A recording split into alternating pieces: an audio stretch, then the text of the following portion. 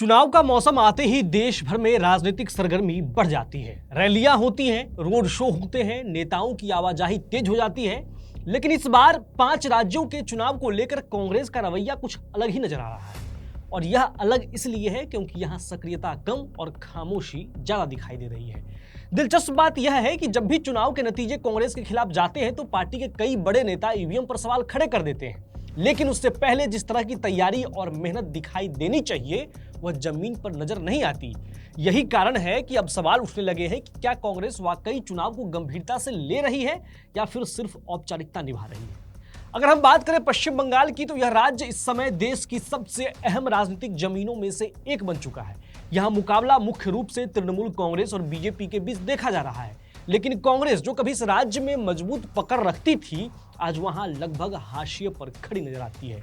सबसे बड़ा सवाल यही है कि इतने महत्वपूर्ण राज्य में कांग्रेस के शीर्ष नेतृत्व की मौजूदगी क्यों नहीं दिख रही है। राहुल गांधी जिन्होंने भारत जोड़ो यात्रा के जरिए खुद को एक बड़े नेता के रूप में स्थापित करने की कोशिश की, वह अभी तक बंगाल में कोई बड़ा अभियान शुरू करते नजर नहीं आए हैं। इसी तरह कांग्रेस के अध्यक्ष मल्लिकार्जुन खड़गे उनकी भी सक्रियता सीमित दिखाई दे रही है। और प्रियंका गांधी जो अक्सर आक्रामक प्रचार के लिए जानी जाती हैं, उनका भी बंगाल में अब तक कोई बड़ा दौरा नहीं हुआ है। यह स्थिति कांग्रेस के चुनावी इरादे पर सवाल खड़े करती है। इसके उलट अगर हम बीजेपी की रणनीति को देखें तो तस्वीर बिल्कुल अलग दिखाई देती है। नरेंद्र मोदी लगातार चुनावी राज्यों का दौरा कर रहे हैं, उनकी रैलियों में बड़ी संख्या में लोग जुट रहे हैं। अमित शाह भी लगातार संगठन को मजबूत करने और कार्यकर्ताओं में जोश भरने के लिए सक्रिय हैं, तो वही राष्ट्रीय अध्यक्ष नितिन नवीन भी राज्य दर राज्य जाकर चुनावी रणनीति को धार दे रहे हैं। कुल मिलाकर बीजेपी का पूरा फोकस बूथ स्तर तक अपनी पकड़ मजबूत करने पर है और यही वजह है कि उनकी चुनावी मशीनरी लगातार सक्रिय हुई है। अब अगर असम की बात करें तो यहां भी कांग्रेस की स्थिति कमजोर नजर आती है। चुनाव से ठीक पहले पार्टी के सांसद और कई बड़े नेता पार्टी छोड़ रहे हैं। यह केवल एक राजनीतिक घटना नहीं है बल्कि यह उस आंतरिक असंतोष का संकेत है जो लंबे समय से पार्टी के भीतर पनप रहा है। जब चुनाव के ठीक पहले नेता पार्टी छोड़ने लगे तो यह साफ संकेत होता है कि संगठन में भरोसे की कमी है और नेतृत्व पर विश्वास डगमगा रहा है। इसके विपरीत बीजेपी ने असम में हिमंता बिस्वा शर्मा के नेतृत्व में अपने संगठन को काफी मजबूत किया है और वहां की राजनीति में अपनी पकड़ लगातार मजबूत बनाए रखी है। वहीं कांग्रेस की सबसे बड़ी समस्या यह है कि उसके पास स्पष्ट रणनीति और मजबूत ग्राउंड नेटवर्क की कमी नजर आती है, क्योंकि चुनाव केवल बड़े नेताओं के भाषणों से नहीं जीते जाते बल्कि इसके लिए बूथ स्तर पर कार्यकर्ताओं की मजबूत टीम और लगातार संपर्क अभियान जरूरी होता है। और बीजेपी ने इसी फॉर्मूले को अच्छी तरह से समझा है और उसी के अनुसार अपनी रणनीति बनाई है और कांग्रेस अभी भी इस मामले में बहुत पीछे दिखाई देती है। दूसरी पार्टियों की तुलना करें तो यह अंतर और भी स्पष्ट हो जाता है। बीजेपी जहां हर स्तर पर चुनाव की तैयारी में जुटी है, वहीं कांग्रेस के भीतर एक तरह की सुस्ती नजर आती है और यह सुस्ती केवल प्रचार तक सीमित नहीं है बल्कि संगठनात्मक ढांचे में भी दिखाई देती है।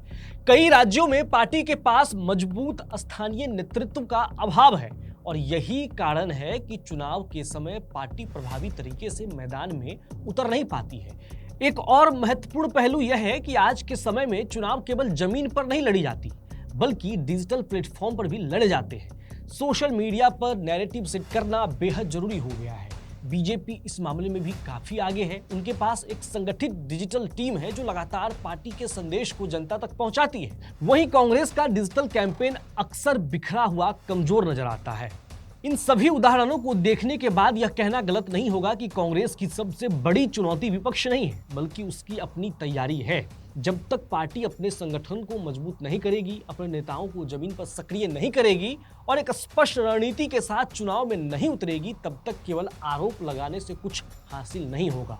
क्योंकि आजकल जनता जो है पहले से ज्यादा जागरूक है, तो आप इस जनता को सिर्फ भाषणों से नहीं जमीन पर उतर कर रिझा सकते हैं। आखिर में सवाल यही है कि क्या कांग्रेस इस बार अपनी रणनीति में बदलाव लाएगी या फिर चुनाव के बाद वही पुराना बयान सुनने को मिलेगा कि हार की वजह ईवीएम थी। अगर पार्टी को सच में वापसी करनी है तो उसे अपनी सोच और काम करने के तरीके दोनों में बदलाव लाना होगा, क्योंकि चुनाव केवल लड़ने के लिए नहीं बल्कि जीतने के लिए लड़े जाते हैं और जीत उसी की होती है जो मैदान में पूरी ताकत के साथ उतरता है। लेकिन कांग्रेस में अभी ऐसा कुछ दिखाई नहीं दे रहा है। आप बंगाल में देख लीजिए, कांग्रेस के किसी भी बड़े नेता का वहां दौरा अभी तक नहीं हुआ है। असम की स्थिति आप जानते हैं, असम में किस तरह से पार्टी में भगदड़ की स्थिति बनी हुई है। तो तमिलनाडु की स्थिति भी वैसी है, केरला की स्थिति वैसी ही है, और अन्य भी जितने भी राज्य हैं। अभी राज्यसभा का चुनाव हुआ, बिहार में आपने देखा कि क्या हुआ। मध्य प्रदेश से भी खबरें आ रही हैं कि राज्यसभा का चुनाव होने वाले, उससे पहले पार्टी में बिखराव है। तो कांग्रेस के साथ सबसे बड़ी समस्या यही है कि संगठन को मजबूत नहीं कर पा रही है कांग्रेस। अब आने वाले दिनों में देखना है कि कांग्रेस अपने संगठन पर कितना काम करती है। आप बताइए, आपको क्या लगता है कि कांग्रेस बंगाल, असम समेत 5 राज्यों में जो चुनाव है वहां कांग्रेस कहां पीछे दिखाई दे रही है? कांग्रेस की क्या गलतियां आपके सामने हैं? अपनी राय को कमेंट बॉक्स में लिखिए, चैनल को सब्सक्राइब कीजिए और देखते रहिए वीटी चोखा।